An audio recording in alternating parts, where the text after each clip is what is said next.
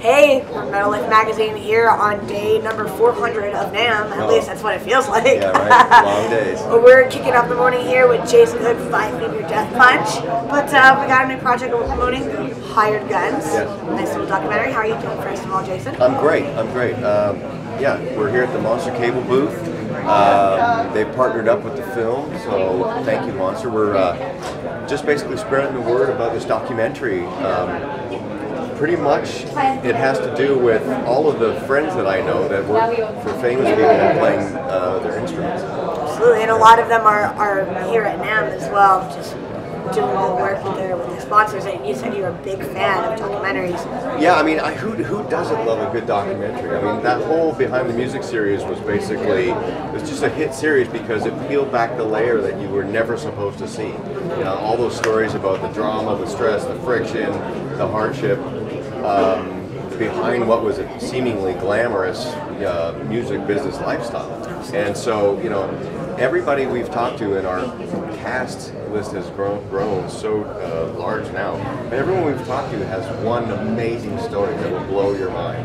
Absolutely, and two, I mean, it's really tough to tell people a story through documentaries without twisting anything. And I think having a music documentary is a little bit easier to cover than having the political twists and turns of something else, like covering scandal or something like that. I think the what people will respond to are things that are genuine, and real is more interesting. If they think for some reason, and I'm not talking about my film, but if they think for something is staged or they can see through it as being staged, all of a sudden it's just like, I don't buy it. I mean, that's why Deadliest Catch was so awesome, because there's no way these guys were actors. I mean, they're stinky, grumpy, no way you could rig that. Chain smoking, bacon sandwich eating, fishermen, and that's why that thing was like, it was raw, but it was real. Absolutely. Talk about your relationship with Francesco Strine, also the director of this film, and how you guys worked together. Well, I met Fran on jdate.com. No, Farmers you got it. I blew it. Okay. You'll have that jingle stuck in your head all day now. Thank you. It's awful. You're welcome. Fran was out on tour with us in 5 Finger Death Punch, so essentially he was our videographer. And Fran was saying, the conversation just started in the back lounge of the tour bus where he was talking about jonesing to make another documentary. And I was like, what do you mean you're jonesing to make another documentary? Turns out that he had made a film for Stain one year, and anyway, I was like, I love documentaries, so let's do something. And that's where it all started, And 18 months later, it's this huge thing that's grown into something that I think we're going to be very proud of. We're going to be done probably mid-year. We're filming the final jam segment next week after NAMM, or this week after NAMM. Wait, was that filmed that NAMM, or are you guys? Well, is this kind of your this is press, right? And then we go to Burbank and we pull in all these different players. Like the drummer, I'm from Billy Joel's, and I'm going to play with him. And then we got the piano player from Frank Sinatra plays with John Five, and it's all these people. We mix it all up. It's really cool. All right, I know you got to go and do some more press and go interact with people, but I do have one more question for you.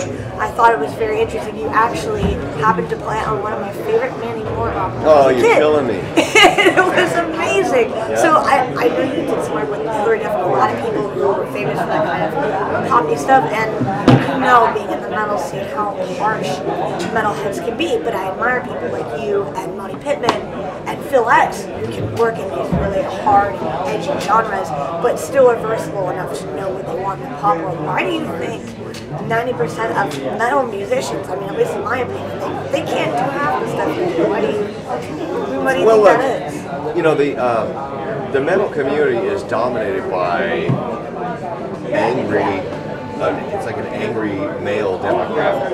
And I understand all that, I love all that. But the truth is, I come from a place where I started playing guitar when I was 6, and I wasn't angry, I just wanted to learn how to play this instrument. And so when I moved from Canada, I'm Canadian, moved down to the States, the one agreement that I had with myself was that I'm not going to work at Starbucks or Home Depot or any of these places. I'm going to just stick to the plan, which was to survive playing my guitar.